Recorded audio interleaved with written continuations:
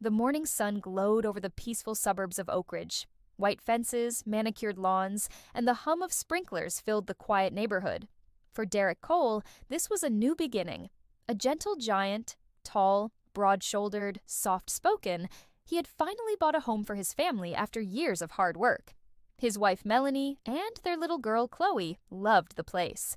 To them, it was a fresh start, a neighborhood that promised peace. But peace was not what they'd get. That Saturday morning, Derek was out front washing his truck while Chloe played with chalk on the driveway.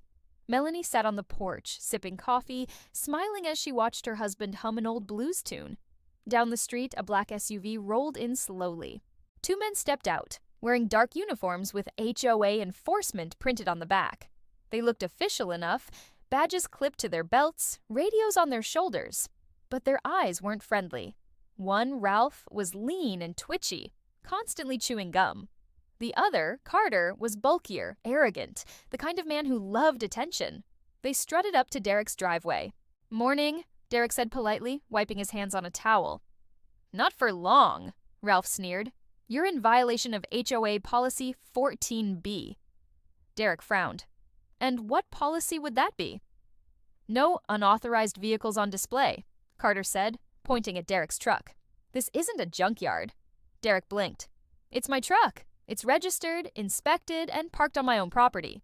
Ralph smirked. "That's not how things work here. You're new, right?" Melanie stepped forward. "Excuse me, who exactly are you?" Carter flashed his fake badge. HOA Enforcement Division. We're authorized to inspect for violations. Melanie crossed her arms. Funny, because the HOA president never mentioned an enforcement division. Derek stayed calm. "Look, I pay my dues. I follow the rules. You don't need to come at my family like this." Ralph grinned. "Then why don't you keep that tone for your kind of neighborhood, huh?" The words hit like a slap. Derek froze. Melanie's eyes widened. Before Derek could respond, Carter stepped closer, invading his space. "You think we don't know your type?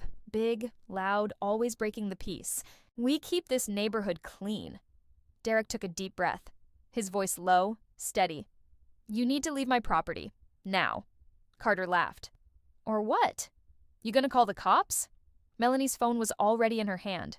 "If I have to," Ralph waved dismissively. "Go ahead. You'll regret it." Chloe began to cry softly, clinging to her mother. Derek knelt, comforting her. "It's okay, baby. Daddy's got it." But Carter wasn't done. He snapped photos of Derek's truck, the house, even Melanie. "All this is going in the report," he said smugly. Derek stood tall.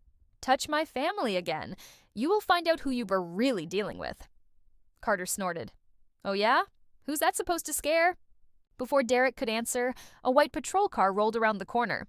Real cops. The fake HOA men stepped back, smirking like they'd won. "Guess we'll let the real authorities handle it," Ralph muttered. Officer Jenkins stepped out. He looked tired but alert. "Everything okay here?" Ralph jumped in first. "Yes, officer. We were just conducting an